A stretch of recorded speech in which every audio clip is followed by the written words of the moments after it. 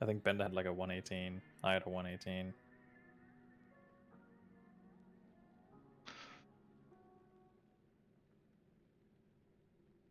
You know, everybody had a 118 if you think about it. Is Teo speedrunning? Yeah, he's trying. Let's go. Oh, for the 8-man, right? No. He's doing like an actual speedrun. What? What are you gonna play? He's doing a P1 assassin. Oh, And he's not gonna get his runes, and then it's gonna be 8-man time, and it's gonna be tilted. Yep, sounds about right. go no. Respec. Do Den like you normally would, but if you don't get your runes, just respec Dragon Tail. Just remember to get light plated boots. True Dragon Tail.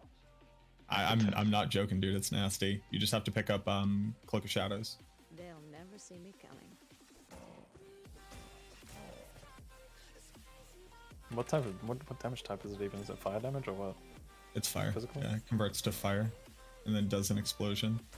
They're like 2 shots every seal boss. Kind of nasty.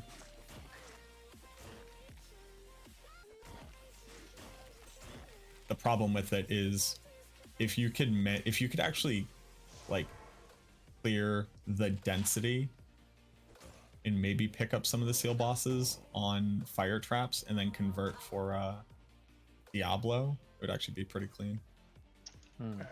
Chat, I haven't speedrun this game in a while, so yeah, bear with me. Teo not even forcing top left. What is this? Yeah, whatever. He's a speedrunner. I don't care. He's a speed. This is my first speedrun in 2 years or something, but they used Charge Bolt to kill Beetle Burst back in his day. Yeah. okay, not quite as bad. Is that a shrine that I see you have? Dude, back in his day, the Druid and Assassin weren't even released yet. Ouch. Oh, the potion buying. Oh no, Teo. No, we need to teach you. What? Yeah, the shift enter. Yeah. Yeah, left click, left click, enter, left click, enter, left click, enter. In a sequence. I just Too much effort for I just me. do it off classic, and I either hit it or I don't. Oh no, like in classic, it like perfectly lines up the yes. It's just like the sequence of like clicking, like going. Yeah, like hyper spam. Yeah.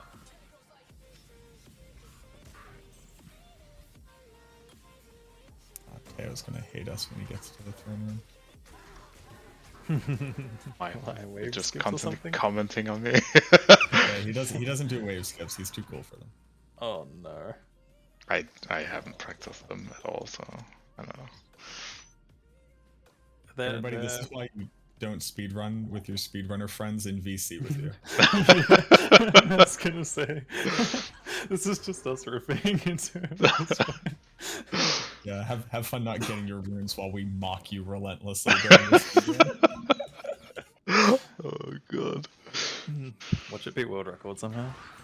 Oh yeah, Teo just busted out, no question. No, Not I that mean, very much. if you actually get the runes, I anticipate that this run will probably be like a 126 or something. I believe in you, Teo. Big quilted armor.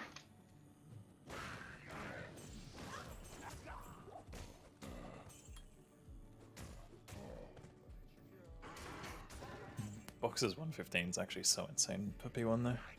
Like that run, I looked at that run in the competition when he did it, and I was just like, yeah, that's not really very beatable. Did he do a 115 on D2R? Yes, that was back during the llama competition. I mean, to be fair, there was like a little bit of like glitchy stuff going on with it, but I think his time is actually 114 if I'm not mistaken. 114 without loading times, yeah. Yeah. His assassin play was already like top notch, but then they took out swap casting, and I was wondering like whether or not the inherent like efficiencies in D2R would weigh against the lack of swap casting. Yeah.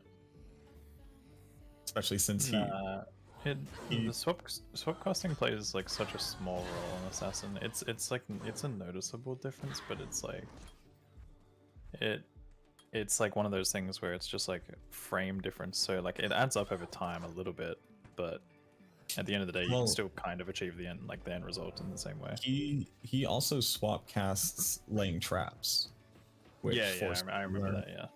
which forced me to learn dual swap cast setups, which was great. Mhm. You don't have to do that, but it helps. I wanted to see if I could do it. And the fact is, like, and I don't know why this is true. On my old Logitech keyboard, I would go a week and swap cast fine, and then the next week I just couldn't do it, no matter like how I tried to standardize it.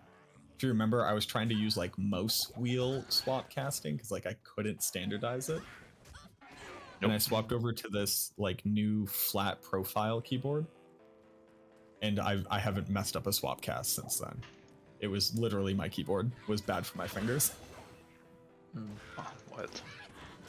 But once I mean, once I had that set up, like swap casting multiple skills isn't a problem anymore. But like, yeah, you don't have to do it, obviously. yeah, Damn, do these I boss mean- packs though? I'm pretty okay with like most mechanics in games in general, but swap casting was always one that was like very difficult for me because my biggest issue in D2 has always been like finding good keys that feel comfortable. Like I've Yeah. always just used like F1 through F whatever. So then eventually I started branching out and using things like E, F, and G and stuff like that. Oh, And I yeah. had You to just start get finding- used to what you're using.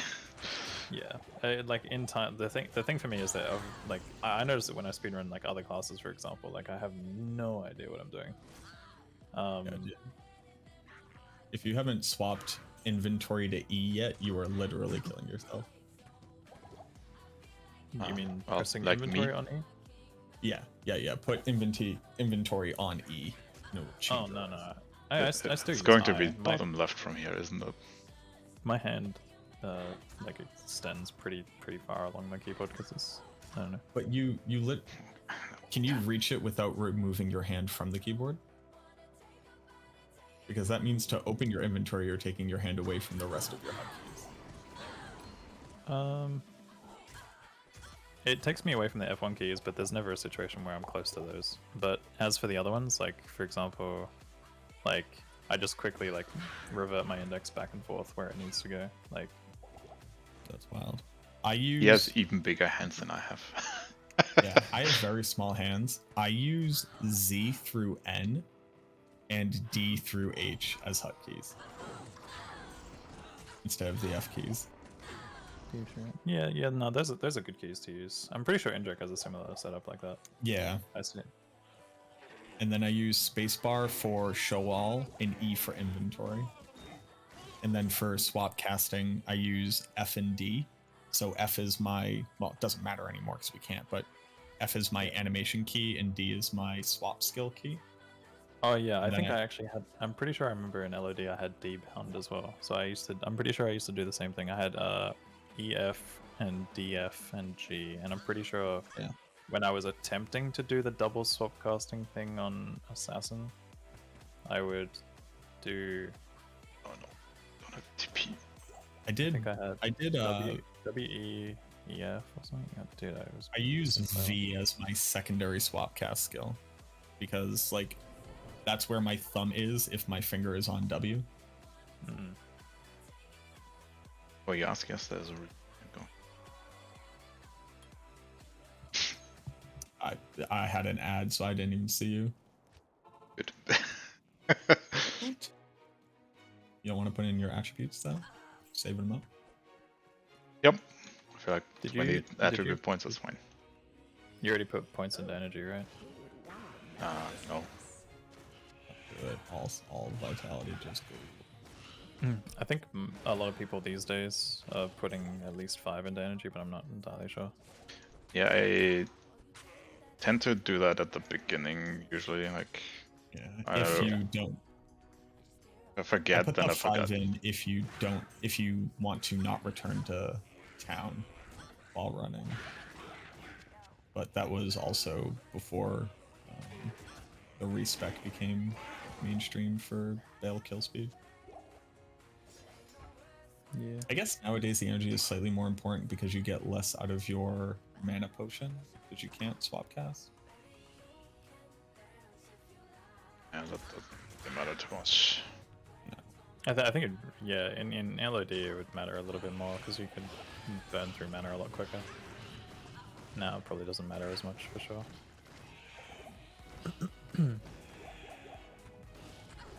Remember Nice the guys, day dude. I committed the Was almost duration of an XP shrine to my brain. I thought I was so big brain. Be like, okay, 144 seconds. That means that this will be done at 8 minutes and 40 seconds. I have until then. And I was like, this is yeah, you the used to, speed running. yeah, you'd time things. I kind of thought about doing Yeah, that you at just some you get a feel for it. You don't actually need to time it anymore. But like, learning by doing. You know, you feel at some point you just feel it. It's good practice and good application, like for sure. If like every little bit of min maxing in speedruns is always going to make a difference in some sort of way, and it like is always going to be beneficial. It's like, for example, like the way that we line up skips and things like that. Just like everyone has their like way of doing things. Everyone has like their tells. Everyone like is just everyone's improving in different ways. And again, like when I eventually get around to releasing the extras of the guide, it's like the whole idea of this is to try and hope that we get more speedrunners who are getting into the things and getting better at it, who strive to like take that extra step further to get to the point where you potentially see more people on par with people like Bender, Boxer, I guess myself, like not to toot my own horn, but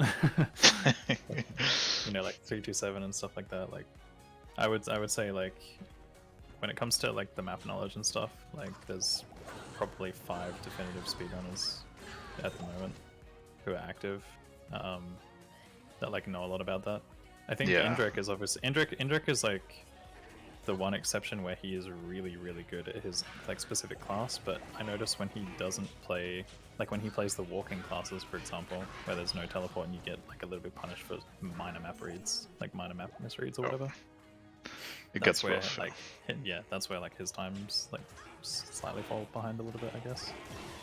It's the same for me, like the Act 3 stuff, I never really got into that. It's like, for me, it's just doing by feeling more than anything else. I mean, I know that you can tell things a lot faster, but... The whole thing about learning it, like almost every tile in Act 3 for me was basically like, I started to get to the point where my runs needed like seconds to be either world record or not world record, I guess. And I started thinking about how often you encounter a scenario, right? So obviously you have 6x2 tiles, and that can happen potentially up to 18 times realistically or more. And then like each time that you walk in the incorrect direction, you're losing anywhere from like 1 to 6 seconds. So if that can happen 18 times, you're losing 18 to like well over a minute. And it's like in my head, like that's just where like I wanted to kind of grind that out and fix that issue that existed. Yeah, like for me, like yes, map reading is definitely a thing where I would love to practice this a lot more, but like, I haven't speedrun in ages, and the improvements that have been happening in that time, I guess. Yeah, A lot of a lot of the like tells and stuff like that. The hardest part about tile reading, in my opinion, is the fact that there are a lot of tiles that look almost identical. Like in Act 3, for example, you'll come across, for example, like a wooden bridge with like a bush in a slightly different position, and it can basically give you like 2 completely different results. Like you could either be forced left, or you could be forced to turn left, or you could be forced to go on a crossroad. I think like although the bridges I have done pretty well. Like the bridges itself is not a problem, but like the entrances, like yeah. I think entrances are probably the easiest. I mean, I learned all of Spider Forest, but I didn't bother to learn Flare Jungle mostly. Flare Jungle I just took by feeling, because at the end of the day, once you find out the information about Flare, you kind of just like, when you find out the information about Spider Forest, you kind of have Flare down packed. Like, for example, if I like find out that, you know, waypoints before Flare Jungle, waypoints before Cavern in Spider Forest, I'm like, okay, I don't need to check the first tile, I'm just going to go straight to second and third. Like, what would happen is that I would not check the first tile, I'd leave a TP at the second, and then I'd go to third. Like, I'd look at what third is, and I'd just assume that my second TP is, like, the one. But once you start to, like, fully understand, like, how the tiles themselves actually work, and, like, you start thinking about the possibilities, it's like, when you consider, like, what can happen, from learning those tiles, that's where like another thing, like you can make like logical deductions and stuff. Yeah. I think like the thing that I do understand, but I don't understand why people are so crazy about it, is the map tile counting at 3. Like, doesn't really make a big difference for me. I think tile counting is kind of the bare minimum of Act 3. Like, tile Wait, hold counting? on. Teo, you're referring to tile counting as in Act 1 and Act 2, like the 8x8 stuff? No, I'm talking about the Act 3, 6 tile, more 6x2. Oh. Weird thing. I don't think That's the... like... I mean, that's yes, like I have that in the back of my mind, but like I'm not actively counting. I like... Yeah, I think that's like the bare minimum, man. That's like that is the bare minimum. Like, it's like, I think once you see a bridge, like that's when you know you've hit a tile. Like, at least when you're approaching from bottom left to top right, right? Yeah, but I do all of that instinctively. I don't have to count for that. Like, Yeah, well, we haven't been speedrunning this game since there was one class. Right, bud? even back then, I was like pretty instinctive. But that's just it. Like, I have like 4 or 5 tile tells memorized. The thing I can't, especially in D2R, dude, I don't know what it is. I can't recognize when I have an L-shaped camp in D2R. I mean, in I tower. can't see it in my brain. In the tower one. No. I camp with an exit to the bottom right into the top right, or whatever orientation. There's a lot of really easy tells in Spider Forest. Like, waypoint location is usually one of them. For example, if you're approaching from bottom right to top left, if your waypoint is like far on the left, then it's a dead end. If your waypoint's like on closer on the right side, then that's a L-shaped connection. And then that's not okay. Yeah, because like I end up going up to like the third tile and then hitting a corner and then go to my secondary exit, and I'm like, all right, cool. That was a great waste of time. Glad I did that. Are you familiar with the top left to bottom right approach, where you have like the 3 torches and the one that's further apart at the end is the waypoint tile? In Spider? Yeah, in Spider, there's like so there's 3 torches. Like, if you approach from top left to bottom right, there's 3 torches. If they're consistent in distance, it means that it's either cavern or nothing. If the last torch of the 3 is further offset, then it means that it's waypoint. By the way, I don't have time for reset, so as a stone wall in an L shape, then that actually indicates that you've got an L shape that way. I don't know that one. No. Yeah, and then if it's the cavern version, there was a tell that Savinius told me. Oh, nice, you got the runes. Let's go. 2 runs too much. It's fine. At least you've got a speedrun going too. Yep. But so if you're approaching from top left to bottom right, when the 3 torches are consistent, the tile looks almost identical every time, right? But the way to tell is that there's like a stone wall. The first stone wall that you approach, there's like a big bush in the middle. If that big bush is like there, then that means it's an L shape. If there's no big bush and it's just like empty. Oh, are you talking about the house with 2 open doorways or a flat Yeah, wall? yeah. I think Oh, that's yeah. the See, one. y'all tell by the bush, but I tell by Yeah, when the, everyone has like a slightly different tell. Like for me, I look at the bush because at the end of the day, you got to full check the camp anyway, right?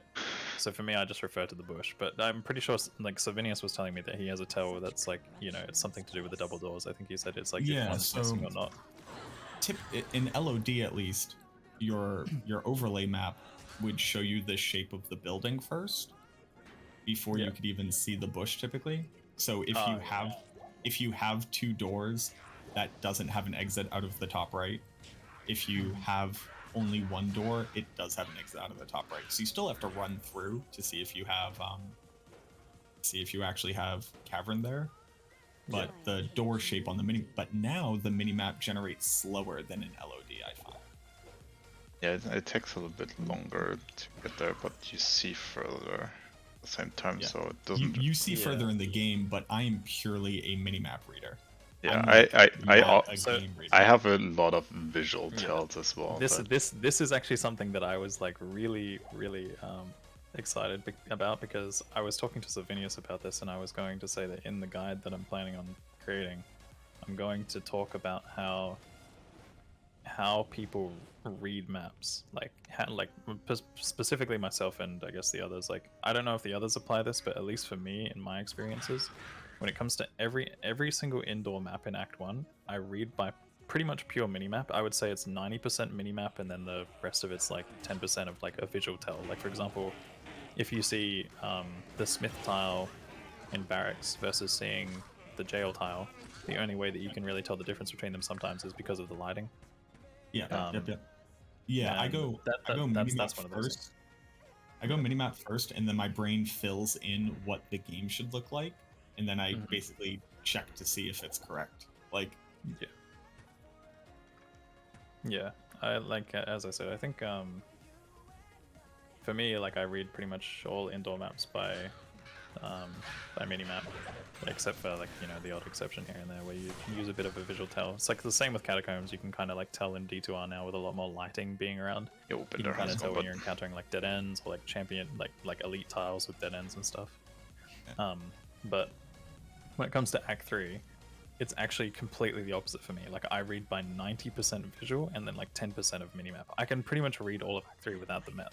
Like people are always like, wait, why does this guy not have his map on? And I'm like, Yeah, I'm just using visual tells. actually very similar to me. Like I have so many visual tells that I also sometimes turn off the minimap because it's distracting. well, now in D2R, I have to, because the opacity is different between acts. If I have the opacity to the point where I can actually read Act 3, I can't see Act 5. Like Act 5 is so dense, I can't see anything. So I have to turn it down to compensate for that. So I have to basically like flutter my Act 5 maps and my Act 3 maps constantly, but I do have to turn them on because I am I'm an overlay map reader. But then I have to turn it off to actually like execute stuff if I'm in like a tight quarter. Yeah, this was going to be a dead end. Of course you did. You're going up towards top left and you're running in the right lane. Yep. You silly But yeah. Billy. As I said, I think when I eventually get around to putting it out, I'm thinking of covering like the fact that when I read maps, I'm going to talk about how I read them. So like I'm going to say that ideally when it comes to Act 3, you want to read by visual, like pretty much pure visual. But when it comes to the other ones, you want to focus a little bit more on using minimap tells and stuff like that. I mean, you can still use visual.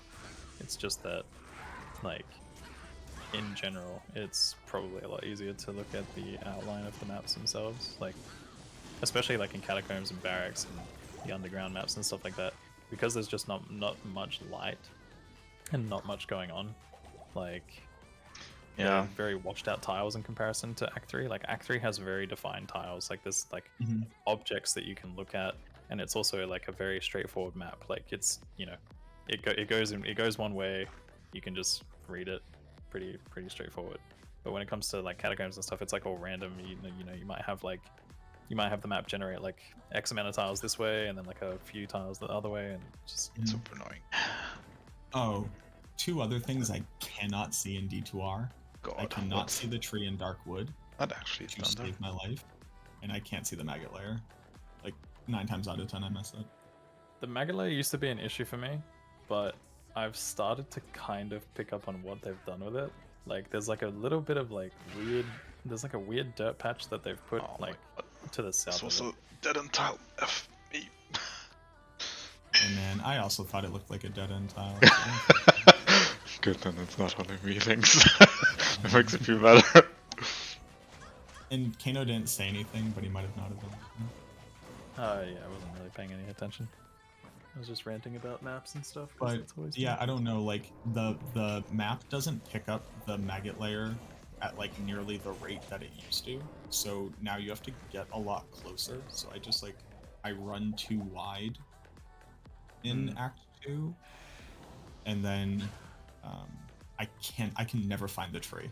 It's not relevant that 9 times out of 10, but I cannot find the tree in Darkwood. Tree. Okay, that's wild. Yeah, dude. I cannot see the fucking tree. I can't. Bender was sitting there. Bender's also like, yeah, I saw this. Bender was talking about ice cream or something.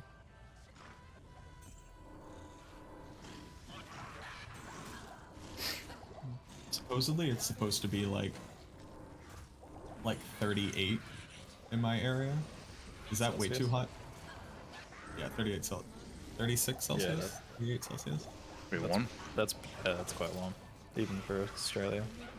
But We've had some pretty cold like not cold summers, but we've had like cooler summers as of recently. I don't know why. I feel like I barely saw a 40-degree day in Okay. our last summer. more like 36.5 Celsius. I don't know if you do 0.5. But Yeah, I mean, yeah, if you want to get like super specific about the weather, sure. I'm trying to get to your numbers. Look, okay, I'm the American trying to reach you all. So how about you give me a little bit of a pat on the back? Okay? Oh man, No, I appreciate it. Either I mean, way. I usually try to convert Fahrenheit for NA people as well when I'm like around. Same Well, with you know- like weight as well. Like at least with weight, I know the conversion of by heart. But when it comes to like Fahrenheit versus Celsius, like I actually don't know the exact like value. Like I don't know the individual value per Celsius. Or Oh whatever. my god. I know for a weight, it's like for 1 kilogram, it's like 2.2 pounds or something like that. Nobody saw that. Yeah, 2.2. Mhm. But it's supposed to be 36.5, and I've been waiting for it. Like last weekend, I was out camping, and it was really, really hot. So I was like, oh, hell yeah, it's summertime now. This is nice. I'm cold all the time, you know that, so I need to be warm. And this whole week it's just been like overcast, gray, kind of rainy, and like closer to like 25-ish. So like I went from sick, yes, now I can finally be warm, to wet and cold for an entire week.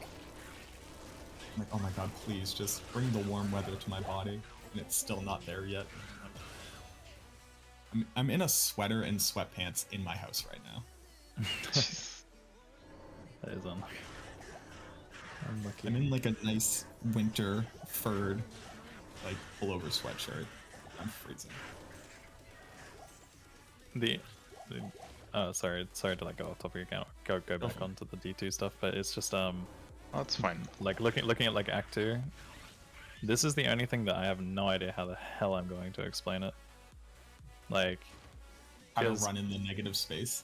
well, no, this is like my worst act, right? Because I still screw up a lot of like the tile distance and tile borders and stuff like that. I know the borders for the most part. It's just like, because as far as I'm aware, I think the size of the tile extends outside of the outer walls.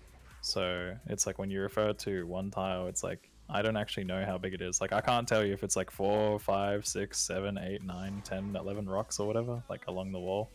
I can't Yeah. tell you. I don't know. The thing is in D2R it's also very different again because like Yeah, the D2R, it's like a lot wall, bigger. it's just a wall.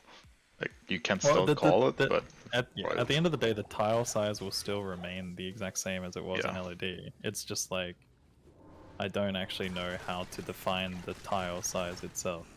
Like Mine- I can't be like this is like this is the size of an Act 2 tile. So like to tell someone exactly what they're looking for, because I just navigate it by feeling, and like even then I'm sometimes wrong, right? Sometimes I'll go across I don't know, like X amount of rocks, and I'd be like, yeah, I'm on like tile 6 or 7, and I'm actually on like 8, or not 8, but I'd be on like 5 or something like that instead. Oh, Yeah, are I- you counting rocks in the wall? I don't know. I kind of do a mix of both. Like, the more I speedrun, the more I recognize patterns of like corner pieces that can and can't have an exit. Basically, Yeah, of course. that's something as well that I kind of want to address. But I also don't know enough. Like, I haven't done enough research on it myself, which is kind Oh of my weird. god, what is this density in here? Jesus. Like those level 6 skeletons. That's good. The day I found out those skeletons were level 6 is the day I felt betrayed by this video game. Yeah, my day was definitely ruined when I found that out. Because there's been times where I definitely do drop a fisher on them with like no remorse, and I'm just like, wait a minute, I'm not Yeah. getting anything for this. Yeah, and the messed up part is like, not only are you getting like no XP, but the XP that you do see is just like that one Haradrim Ancient and maybe a Cadaver. Yeah. But like in your head, you're like, ooh, density, me kill, big assassin,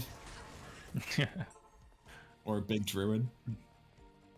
For But no, for act when it comes for act to the two- Act 2s, oh sorry, you go. Oh, okay. So I was just gonna say real quick, when it comes to the actual like size of the tiles, I'm probably gonna have to like ask like Bender or someone about the sizes, like how to actually explain it. I guess is more the thing. I have no idea how to explain Act 2. Like I can't do it. I can do pretty much every other act, but you just go Act 8 2 by is 8. just bad.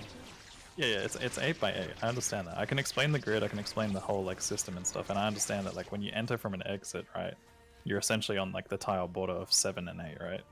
Yep. Like that's where you start if you just run in a straight line. But my issue is like, how big is a tile, and how far does it go? Like how far out of the map does it go to the point where like you say tile 8 is like, you know, out of most of tile 8 is probably like out of bounds for the most part, right? Yeah. It's So just like I it's mean- so bothering to like explain that Oh yeah, it's hot in a way garbage. that in a way that makes sense. Yeah, I already had that trouble with the like left, right, straight on the Maxwell guys. Like, oh, how do I explain this so that people actually understand? You have to And look at no the one understood perspective, and still people are like, what the hell does this mean? My my thing right now with Act 2 is it feels so much larger that I think I've run like further than I have. But outside of that, like to attempt to give you a solution, Kano. That kind of looks like your exit of the. Oh no, that's such a debate. Sorry. Yeah. Yeah. Like just Lots of drawing looking at the it. rest of the square and showing like, hey, when you have a top piece, the entire middle like valley section is, you know, tiles like anywhere between like 2 to 7 are all actually negative space, and this tile still Yeah. exists, so you know on the edge one of them is going to go to 8 and on the other edge it won't. The one that goes to 8 is your clean corner. This is your exit. Blah, blah, blah, blah, blah. Yeah. I don't know. I think I'll find a way to at least explain it to the point where like people have some basic understanding of it, but I just am like a little bit concerned that I'm not going to be able to properly explain the way that I want to, especially like two things, because the whole idea of this is that I want to put a text guide together and then create a video that uses the text guide as well. Like essentially what it is just I create a text guide that has most of the information, and then the video is designed to talk about it, explain it so it's you know, somewhat clear, and also just for people who prefer to watch videos instead of, you know, reading. But you need a text guide for people on Reddit, and you need a video for everybody else. and then yeah, basically like it would also expand on that, because you know you can't like put tile tells my in text, for example. Like that's already kind of been done by TP Scrollbot as it is anyway, but for me, I feel like And doing I would say that wasn't digestible by me until I had already been speedrunning for like over like for about like Yeah, 2 years. yeah. I myself had to go through and like compare every single tile individually myself. Anyway, like That's what I had to like do, some of the tells on that thing are good, but some of them are just like, what am I looking at? And then the other thing as well is that it's all old graphics as well. I really hope, like, I don't think it's possible, but I would like to find a way to get some sort of like tiles rendered out in the new graphics. But I've kind of been, you know, thinking about how to do this. Like, I don't know. I was even thinking about reaching out to Adam or someone about it, just to see if like any of the devs would be able to put that together, and you know, so we could have some sort of resource. But I was gonna say, well, the issue is that like it's not the same way as it used to be, because I think you have to take the tiles and then It's actually not as render easy, but it's still yeah, possible. you have to like render them out in a different way. You'd have to like render them out in an actual 3D program. Yeah, there are these programs that you have to do. It's like disgusting. I'm just saying that and they might exist already, but you would need whatever opens it. Yeah, I think I've talked to him about it as well. Like Bender showed me that we can actually open up the expansion tiles in the DS1 editor, which is what TB Scrollbot used to create all the images of the previous styles of like Act 3 and stuff like that. But in LOD, you actually couldn't open those tiles properly, or they just weren't there or something. I don't know what it was. There was something about it, but basically they're heavily encoded in LOD. I think that's the problem. Yeah, but yeah, in like the extracted files or whatever, you can actually take them and put them into the DS1 editor, and they open up, and you can see the ice caves and everything. So I've actually been looking at the ice cave tiles now. But yeah, like I said, it would be really nice to have like images of every single tile done like super clean. But I haven't been able to find a single person who's capable of doing this kind of stuff. And you know, because we have one, but that person is too busy doing other things. Yeah, understandable. I mean, if they're capable of like demonstrating or at least telling me what I need so I can refer to it, because the thing is, I don't know what I'm asking when I'm asking someone to do it, you know? Like, I'm like, okay, can you render out these tiles? And then they're just like, man. Like, what do you mean? Like, with what program? With what, like, you know, this, and this? I mean, I could try to get the basics, but like the person that we have just can't do it by himself because time. Yeah, I assume it's also going to take a long time in terms of rendering time as well. Like, if I had the programs, like, if you know, I don't know if the programs are free or not. I'd assume probably not, but if the programs are free and you know, I could like extract them myself with like basic knowledge and demonstration, sure, I'd like sit down and do it all. If it takes hours and hours, so be it. But it's just, yeah, I don't know how to do it, and I don't know anyone who does, nor do I know what I'm even asking or like searching for. Well, luckily everything's free on the internet. Yay. Oh, true. Wait a minute. Are you in? No, we're not gonna get into this.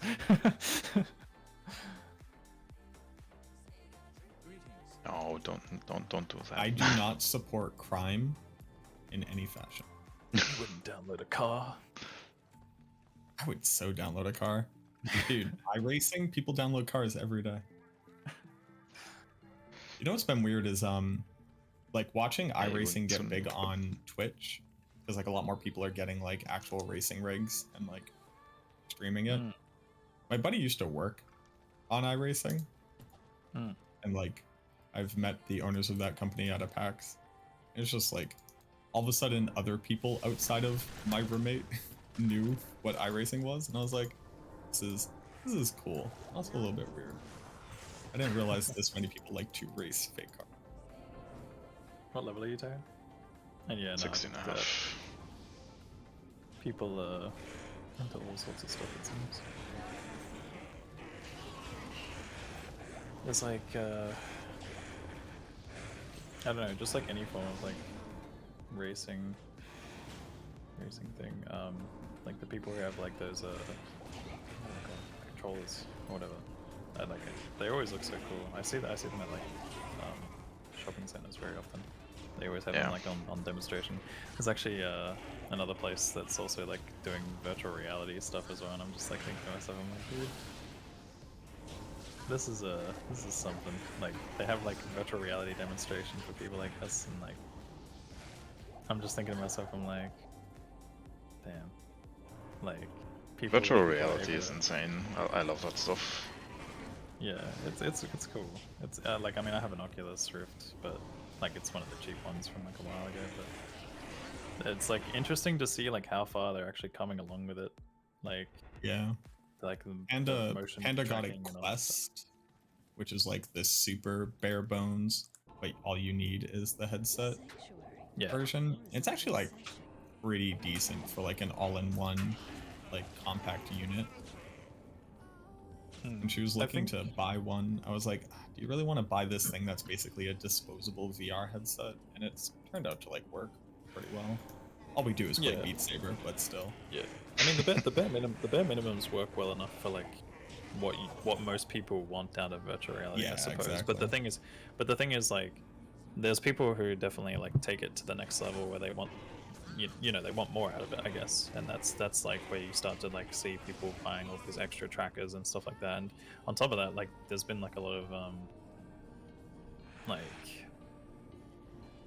stuff done, like research and just like in general, like people have developed these things. Like I'm pretty sure I saw like a motion tracker, for example. Oh my god, that's That's a scary. lot of ghosts. They were like designing this motion tracker that like goes around your wrist, and it can actually like detect like your hand, like your finger movements. Like for example, if you open up your hand, like it'll recognize that you're like making those movements with your fingers just from having like a essentially wearing a watch, basically. That's It's a the lot same- of it's- crazy things. I think it reads out Yeah, your nervous yeah. sense system to some extent. I think cool. Yeah, Wow. technology is definitely just going places, and to some extent it's weird, but cool. Like I don't know.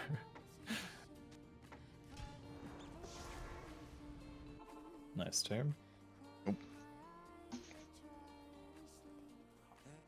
Oh, your IGT's not working, by the way. Yeah, I've noticed that as well. I don't know why. I just noticed. Fine, who cares? Doesn't need IGT. It's got speed. It's fine. Realistically. Who I am I just kidding? fi- I'm just not fi- I going to just- do world record I- speed here. No, I just find this really funny because Teo was literally telling me like, Yeah, "Why is the I IGT timer not working?" yeah, "Oh, I didn't something's wrong." I didn't click Didn't that click. button actually. Like, You didn't hit. you have to do the it every start, time that you started, right? Like let's put the Yeah, I'll start explain. I'll server. explain. Yeah. So every time you need to make sure that you hit start. You hit open the program after you've opened D2. Start server, and then it's good to go. That's it. But if your game crashes, or if you close your game or something, which you shouldn't do during a speedrun, but if your game crashes, you have to reopen the program after you've reopened D2. Didn't have that, like it was connecting anyways. Even if I had Diablo 2 open yeah. or not open yet. Oh yeah, I think it just needs to be like, if a crash occurs, I'm pretty sure it just needs to be resynced again. Sure. Otherwise it has issues. But yeah, because like I've had one crash, and like I got really lucky because I like instinctively just like closed my program and reopened it. I don't know if it's like any world record speedrun I've ever had with a crash, but yeah, I've had a couple of runs which were like decent runs that could have been good, and you know, Close. crashed and then had to like reopen the program, because if it didn't, then that means the IGT time is like void because it doesn't stop the timer after the crash. But if you do it before you actually like enter a loading screen, which you know you can do while the game is booting up after a crash.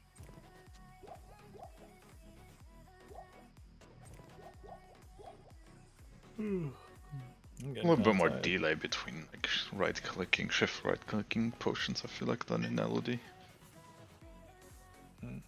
I feel They like fill up that's the vault. maybe placebo, but I kind of feel the same in a way.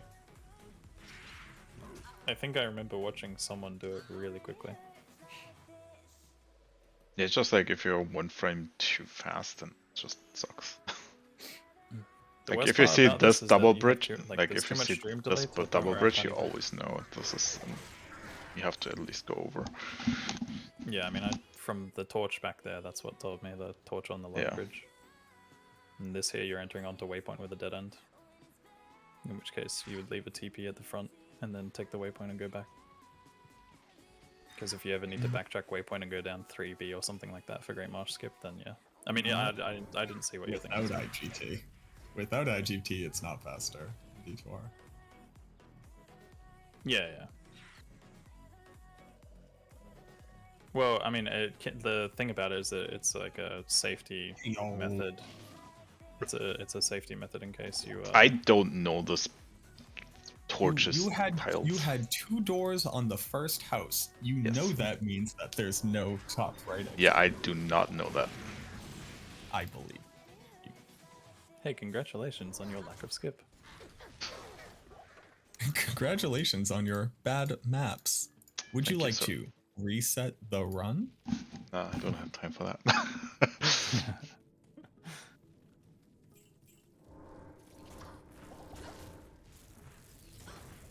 Please insert coins to reset your run. Okay.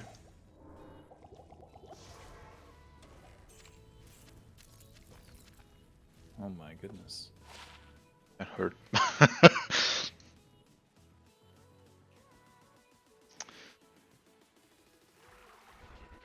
Dude, what is happening with your inventory? Like your cube and your portal placement and everything. Like, dude, I flamed Jim so hard for this the other day because What? he does the thing where he puts town portal tome, and then like tome of identity underneath that, and then cube off to the right of town portal. And that just doesn't make any sense to me because you're like, you could pick up 3 body armors instead of 4. Like that's the way that I see it, at least. Like it just doesn't make any yeah, I sense don't- space wise. Just right Don't- now don't- is Don't check your first camp. Don't check your first camp. TP at the second and then go third. Sorry for backseat. Hey, oh, this inventory, man. You gotta drink some of these potions.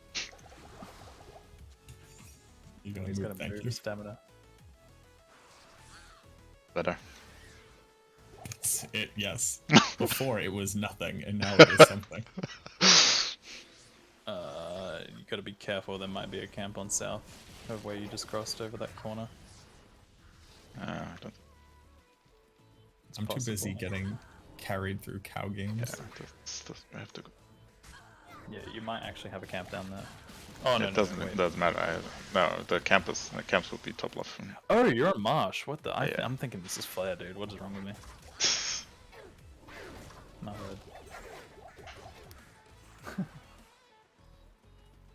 Shows you how much I'm paying attention.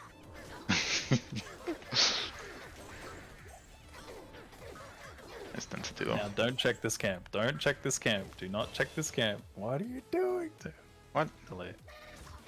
Oh, Because because you had, of the, yeah. you had waypoint first. Then this is always That, waypoint that, first. that tile back there was waypoint, by the way. Just letting you know. Yeah. So You you know, will have to check. you are this. talking about the thing that both Teo and I have not memorized.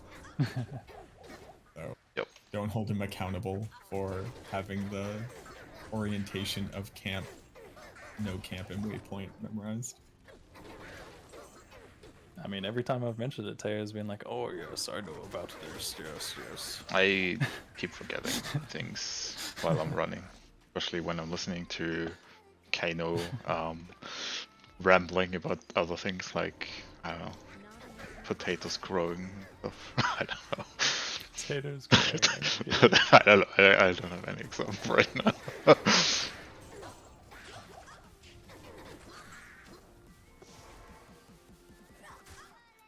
I'm in a game with somebody named Tuck D. Buckford.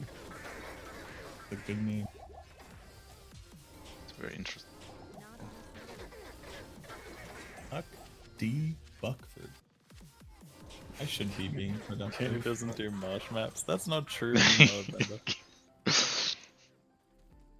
Always I like always won. instant reset if it's not a skip. Got it. Yeah, true.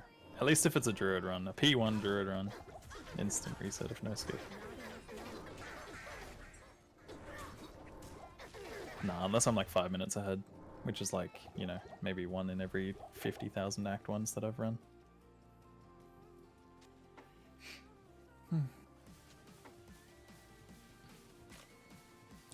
Which direction was your Stony? Your cold lines to Stony, do you remember? Top right and top left, or like top left exit or direction for bolt planes. And So your cold planes to Stonyfield connected on a top right exit. yes. Okay, so you gotta go to the right then, I think. I Unless cared you've got about the the waypoint direction first. Oh, yeah. It was more important for me, but yeah.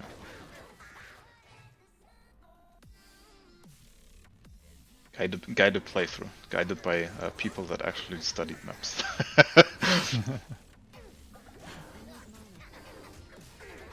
It feels so weird, dude. Because it's just like ages ago. Like, I still remember the time when you got that 126 druid time, and I'm like, yeah, that's probably not going to be beatable for a long time. Oh. I mean, it did stand for a very long time. I think that was the last of my records that was broken, apart from Necro. I think the thing is though, like, it's hard to say because like obviously hardcore and softcore are very like close, but the softcore time being beaten kind of like puts that in my mind that the hardcore time has been beaten, if that makes sense. Yep. Like when some like because obviously like, you know, so I think when you got that time, like softcore time was like 128 by llama maybe. Yeah. So it was like in my mind I was like, yeah, okay, the softcore times like this is the new world record. 126 is the new world record. Yeah, for the most part, like I never really cared about splitting it up.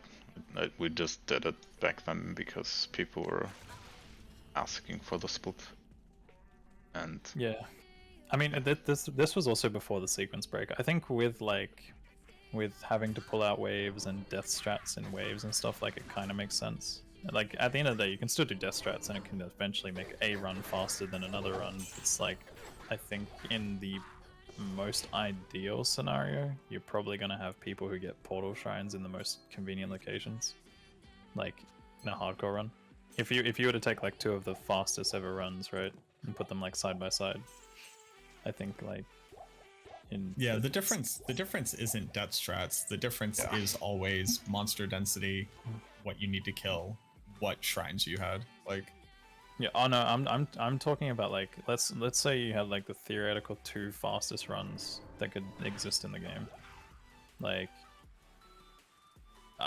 like for hardcore and softcore, like I feel like they'd probably line up in the same spot if you consider like the fact that, you know, you can get things like portal shrines in the right locations. Like so let's say for example you have a portal shrine on top of like Maggot Lair, and right? Serena will do Serena. So you can just literally TP hop from one TP to another. Like you could run all the way through to I don't know, let's say you run all the way through to like Lost City and you do like the Claw Viper Temple, and then you have a portal shrine at both like Halls of the Dead as well as Maggot Lair. Like instead of having to death strat that kind of thing, because death strats obviously would make a run where you're relying on RNG a bit more, I suppose, faster. But like the thing is, like, it was objectively faster in the past before we knew about wave skips to pull them out, but rather than to kill them. For most classes, maybe not all, I don't know, like, but because like yeah, what I'm trying to say is that like to death strat in softcore, it was faster than to have to pull them out and then like run around, for example. Like you'd always have to like wait for the minions to come all the way out of the room and then like, you know, pull them out, go back in. yeah. And that would always end up being like naturally slower than death strats. But obviously, since we have that new sequence break, like that just changes everything.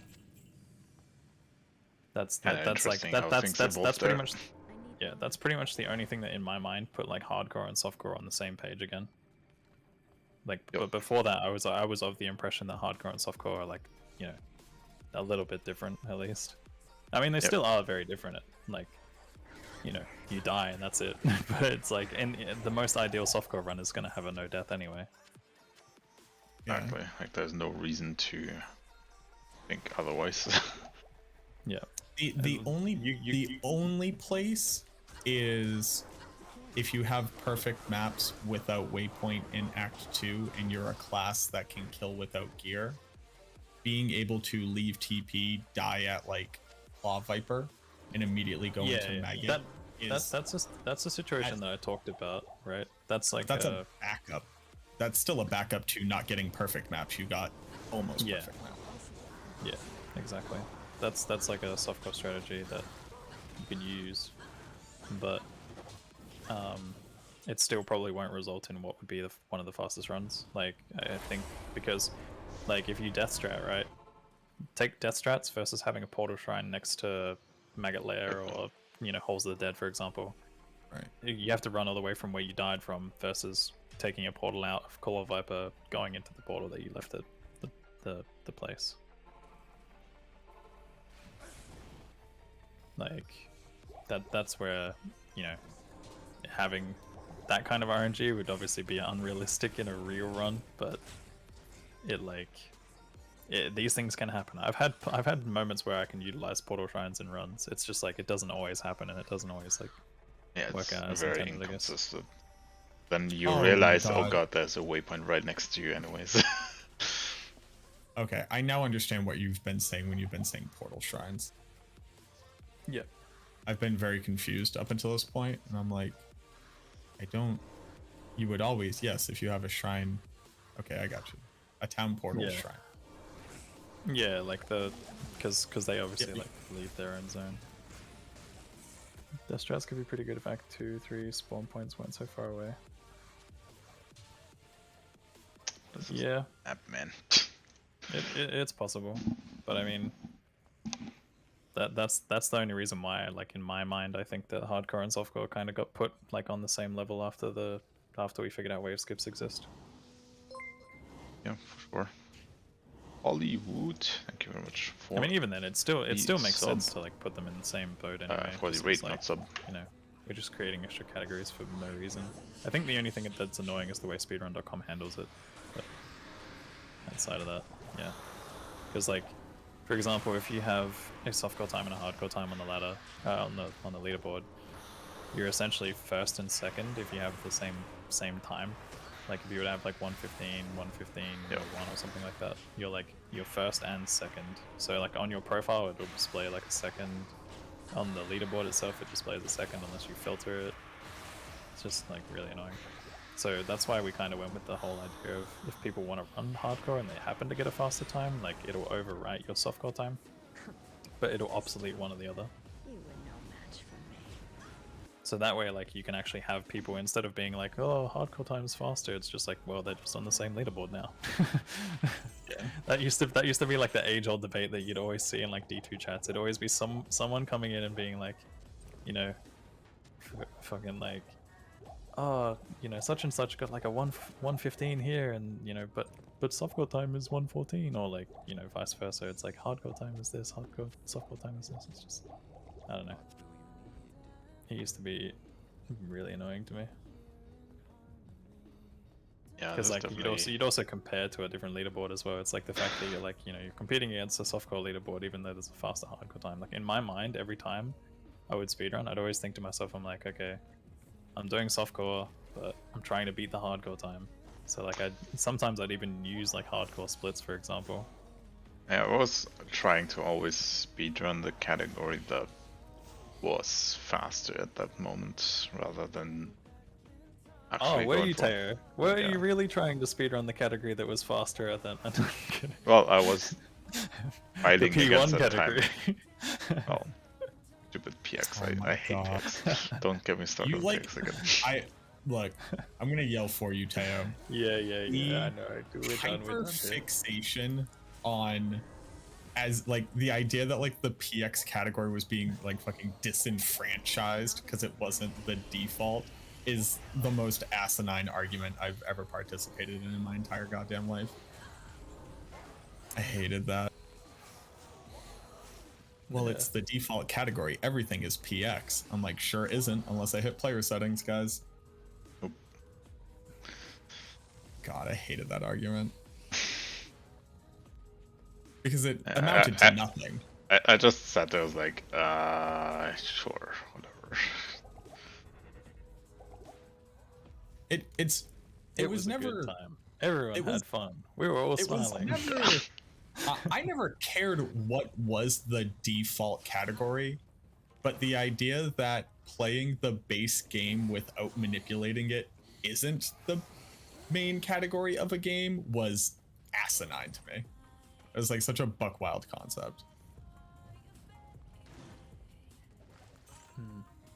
I don't remember anything about that discussion anymore besides like how divided everyone was and probably still is. It's like, dude, after talking to so many runners, it's just you find out so many like things that you just didn't know. It's like there's half a community that absolutely hates Classic, and then there's half a community that doesn't, and then there's half a community that hates like the separation of categories like hardcore, softcore, etc. Then there's half a community that hates the P1, PX arguments, all this stuff. Like, Yeah. Well, it's And also bringing all of that under one head, that was just like, oh, torture for the last 5 years. well, that was the other thing too. And like, poor Teo and Lav, right? People just be like, it's time to fight about a thing. It's like, okay, we acquiesce to whatever that is and we change it so it's there. A month goes by. Why is this like this? It's like, god damn it, guys. We literally discussed this last week. You wanted it. You wanted this to happen. Okay, we'll do it again. let's do it. It was like nuts watching it happen. And look, I love everybody. I love everybody to death. Everybody that I like, they all know that I like them. I love them all. But the amount of times that we argued about nothing and had fucking symposiums. We had like ancient Roman like debate halls. It's like, guys, what are we doing here? There's like 6 runners and 3 of them aren't here. Yeah, I must say, like, I do find it kind of funny that it was like a lot of the stuff was just like the people. I feel like the people who kind of chimed in like just weren't actually that into the community, so to speak, or at least like not that into the competitive aspect of it. Like, maybe, I don't know. Like, at the end of the day, it's always good to hear like everyone's voice, but it's just like, yeah, like when you get the opinions from the people who are just like not really active at all, it's just like, interesting. It was interesting. Because it's like you're shaping the future of a community that you're not actually going to be a part of.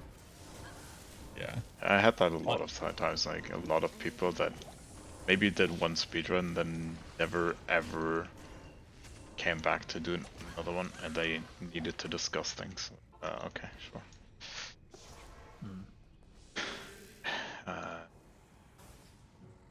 Yeah, I mean, like, I don't know, like, as I said, just after talking to like so many different runners about things, like, I think at this point, like with D2R now, like we've kind of just like come to accept that no one actually gives half a shit, and we're kind of just all like fucking around. But like, which is kind of nice. Like it's good, but it's like it's still there's still like competitive integrity, right? But it's like we're still just like fucking around and just having fun for the most part, which is kind of what it should like boil down to be at the end of the day.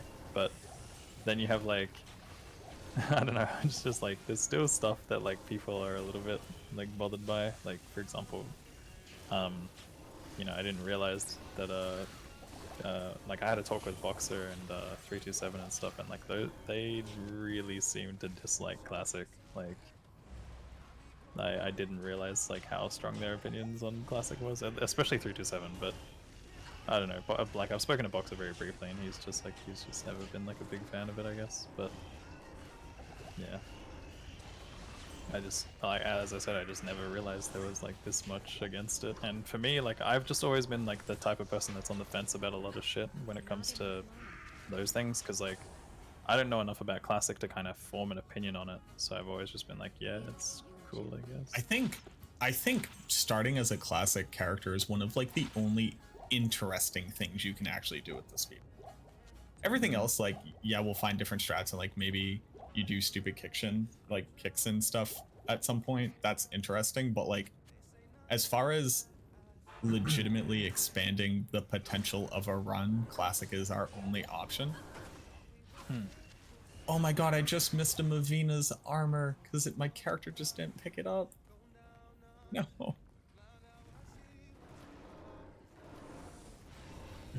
Yeah, even Yeah. that, like, classic, oh my god. Fucking stuff. I don't know. I'm like very indifferent to classic. Like either you get the FCR rings or you don't. Like, yeah, you're increasing your chances. That's about it. For some stuff, there's like a trade-off to it, right? Like, I guess in PX especially, it's a pretty big trade-off in my opinion. Like, if you're doing jail strats, right, and you do classic, you roll classic,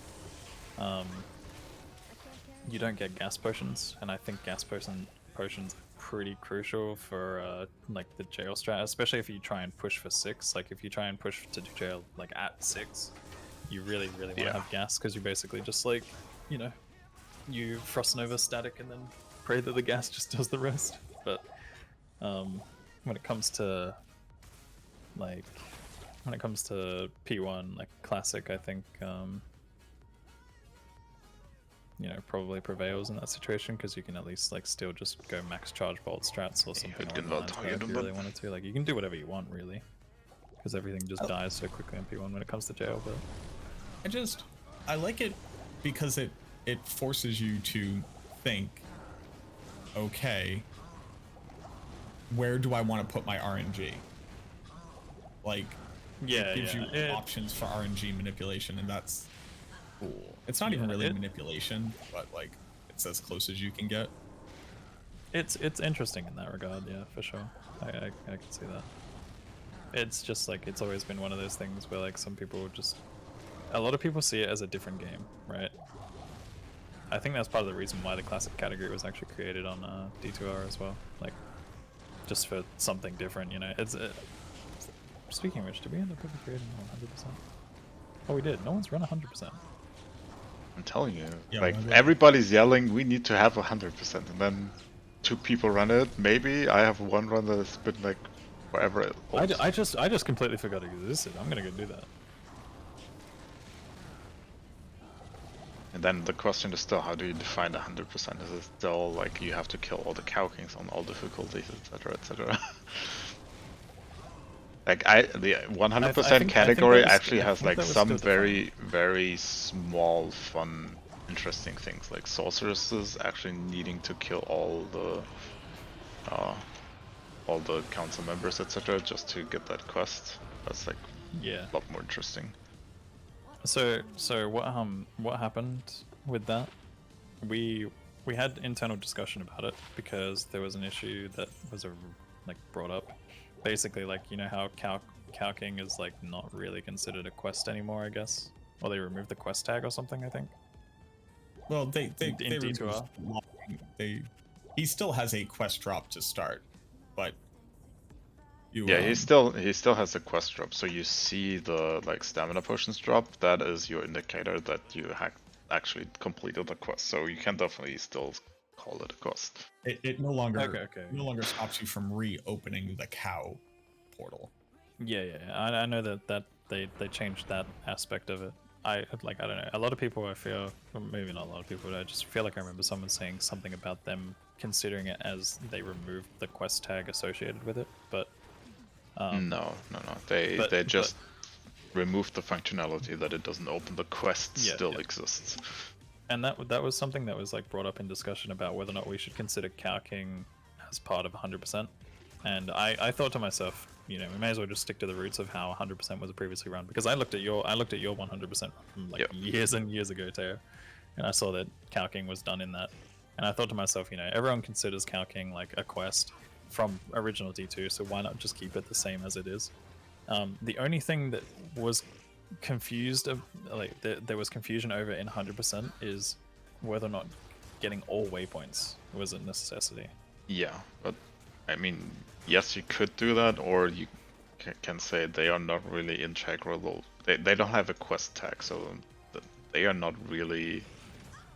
Yeah, because thing. when it comes to like collecting waypoints, you could go as far as to say like Grail, you know, Yeah. like I feel like that's essentially like the same as like collecting every item or something like that. Like, You open up a rabbit hole that you're not getting out of anymore.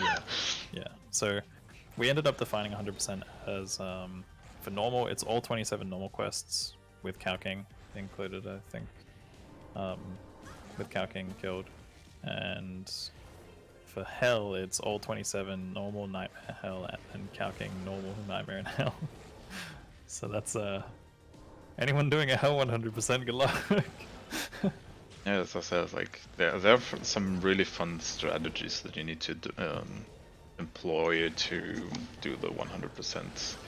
Especially on Sork, it's like really interesting that you actually have to make a respec because there's one cold and fire immune, or actually two cold and fire immune monsters that you need to kill. Like at least on my segmented run, I did a lightning respec after killing the other two council members. Oh, was it a Hell? Was it a Hell one? Yes, the segmented one is a hell 100%. Oh my god. Okay. But segmented is like different, right? Like you can like break that up into like attempts, like individual Yeah, attempts you, from when you like break every from part that you do, like everything that you do, and every counter run, you can like do over and over until you have the result that you're looking for. Okay. Yeah, segmented was always a cool aspect to me, but I never really cared to like go deep into it. I remember there was that one guy from the llama, like from the llama thing, who did that like one Sork normal segmented run or whatever it was, which was cool. There was like a lot of really cool. Okay, Cool interesting that strats, one that one was even like going further. That yeah, was like that went tool further assist. beyond That was yeah. like tool assisted plus segmented. Yeah, I saw. The only thing that I was confused about though, I feel like I remember seeing him gamble chain boots when they're not available. I don't know, maybe just did a miscalculation there or something. I don't know. Like I feel like I can't. Impossible. I feel like you're supposed to. I think he did it at like level 5 or something, and I think you're only able to see them when they like when you're like level 7 or some shit like that. Maybe I don't know. I can't remember. It's been ages since I watched that run and compared when I was doing seeded findings and stuff like that. Because I remember when I was doing seeded stuff, I was trying to gamble for Hasaris boots, trying to find a seed where I could do that. I don't understand why you didn't just use my Endariel Hasaris boot drop table. Oh, I you got mean it. the whole? You I mean got the, it like, 3 times in 3 hours, you know? Teleport X location again. Yeah. Dude, I tried to do that with Countess, man. I tried so hard to see if it was possible to manipulate Countess, but I just couldn't get it. Yeah, and Like Countess is just too far. I'm convinced she's actually random, like pure random. Like there is like the rune, like her special rune drop table has to have some sort of like background calculation that just goes beyond like the limitations of seeded. Sure, I think it's just too many AI decisions I already think happening and killing the seed. yeah. That makes it look random, but in realistically, it could be still something that is manipulatable. But Yeah, I mean, I'm sure if I was like 100% accurate with exactly where I click, but I'm pretty sure when I was testing it, right, I think I got to her by like, because the only thing, okay, so the only thing that ever impacted anything on seeded that I did was where you ran. Like, where you ran impacted because of the fact that you spawn a monster. As soon as you spawn any monster, that is what impacts your results for the seeded. Like the seeded aspect, and as well as your starting item count and so on.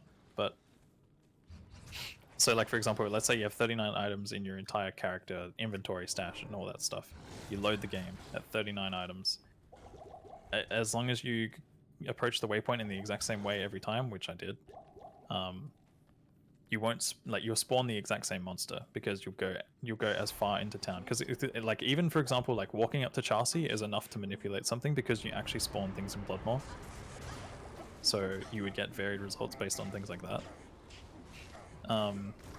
So you'd have to walk directly to the waypoint in the exact same way.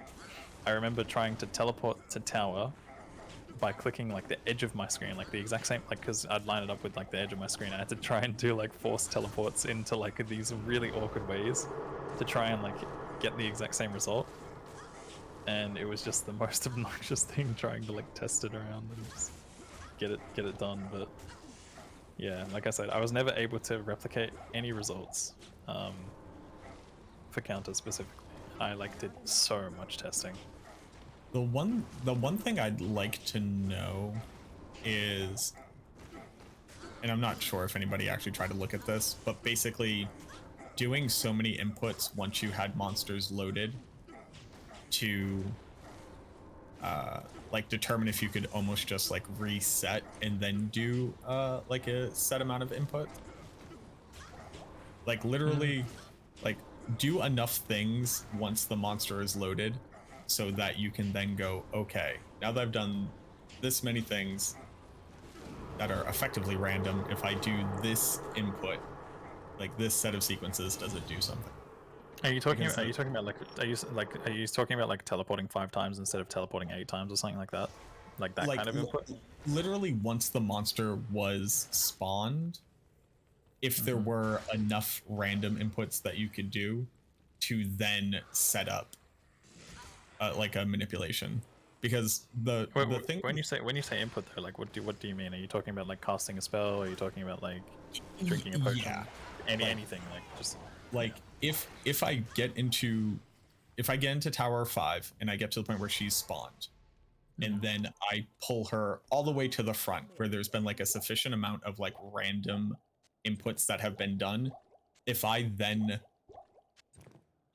use 5 telekinesis and then kill her with a firebolt, like is there any way to oh yeah, I get what you're saying. do I don't the think same set of anybody inputs and then map out what the results are? I never tested that for monsters, but I did test that for I tested that for LK. When I was testing like LK drops, for example, I'd like, you know, I was inconsistent with what I was doing. Like the inputs would always be different. I'd sometimes teleport once, twice, 3 times, 4 times, or I'd move around and like I'd still get the same result, right? So my assumption is that if it works like that for the like item off of chest or, you know, whatever manipulation, it would kind of be the same. Because oh, actually maybe not. No, you could. Oh man, I hate this. This is gonna make me want to fire up Seated again. Yeah, I know. The reason why I even talked about it was because with the When you were testing your on Indariel, I knew I wasn't doing the exact same inputs, and I got her to drop the same drop table when she was at different points on the map. So she had also taken different amounts of actions.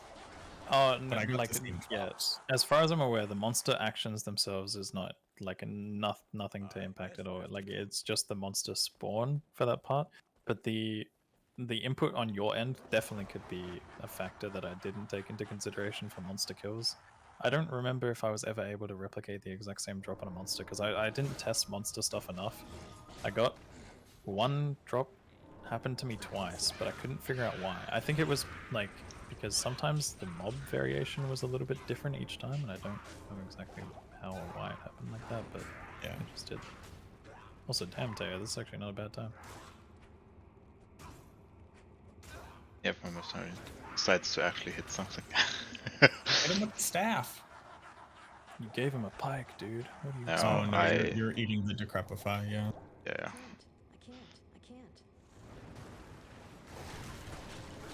I was gonna try to mansplain why you should be taking the hits so that your merc doesn't get put into hit recovery. Yep. I'm pretty sure that decrep is worse. Yes, You want to practice a wave skip, Teo? I'm good. Okay. 6 and then 4. 4.5-ish. oh my god, you go 6 to 4. Yeah, that's probably what I do. 6 and 4.5. I guess with burst of speed it'd be a little different, probably like, less.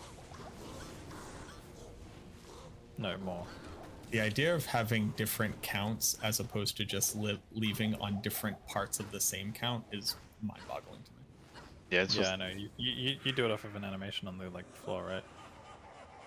Well, I set my internal metronome according to the animation if I haven't done it in a while, but then I do the same count at beginning of laugh, modulate if I know I was late or not, and then how much run speed I have determines when on that count I leave, as opposed to changing the count.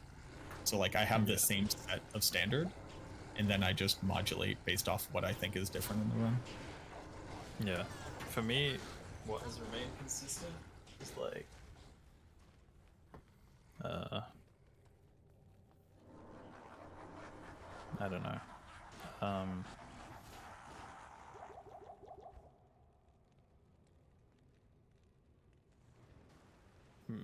Yeah, what remained consistent for me, like not super consistent, but it's just like alignments. Like I found that alignments were more important than timing. Maybe like timing to some extent is still important, right? But I think you have like a 1 second window where you can like a 1 second window for error, and I think in general like the window of like time is about 10 to 11 seconds. Good afternoon. But yeah, basically like, for example, if I stayed in range of Bale for like 7 seconds, then I'd have to re-enter within 4, I think. I don't know if it works entirely like that. Or if I stayed in range of Bale for like 6 seconds, then I'd have to re-enter just a bit before 5. So, but the lineup is like probably the most important part for me, because I notice like half the time I screw up a wave skip is just because I overstep the line for too long. Which is like where, you know, like where you click, for example, plays a huge role. Dude, I'm explaining to a group of randos in a tomb run why we should leave this tomb that doesn't have beetles and is full of ghosts on our all-physical build. I'll never understand. And I was like, oh, we should leave, bad spawn. And they're like, what does that mean? And I'm like, oh, these monsters are bad and don't give good XP, and we already killed the boss. Bad spawn. Hey, they listened. This is also a bad tomb. It's more Unravelers with Burning Dead, but like, at least they listened.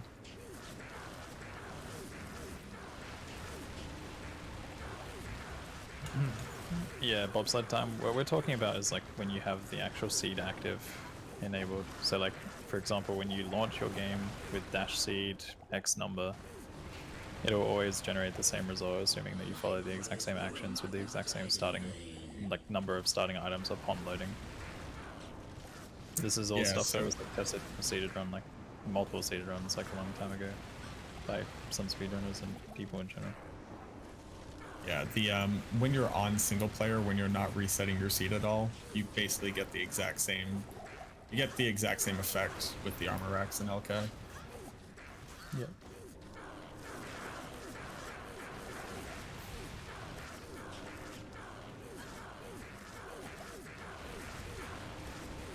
But yeah, mob targeting is definitely something I wouldn't mind trying to figure out more about than seeded, but it just got like too tedious to like figure it out.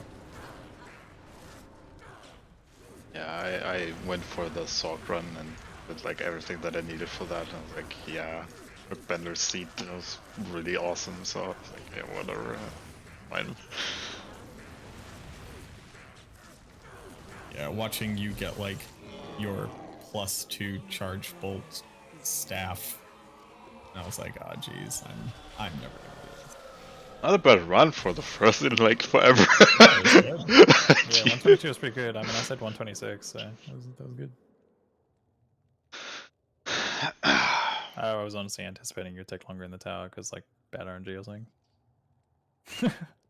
It's like the only reason I said 126. Fair enough. I was like, because I know you're gonna play it out, but like, yeah, you actually got runes at 18 minutes, which isn't horrible. It's not great. But Yeah, it's not the catacombs was a bit rough after. Yeah, that Kato was evil. But yeah, decent run, dude. GG. Probably would have been like 121 on IGT. Yeah. Either way, it would be top 5. Wow, look at you, still a top 5 speed. Still top 5, easy peasy. I mean, to be fair, I haven't submitted my time there. I don't submit P1 times at the moment. I've thought about it, but my ego just doesn't let me. Also, why not? I don't know. Oh god, I'm playing Necro again. That role is so boring. Yes, and now I'm teaching them how to go left. Yes.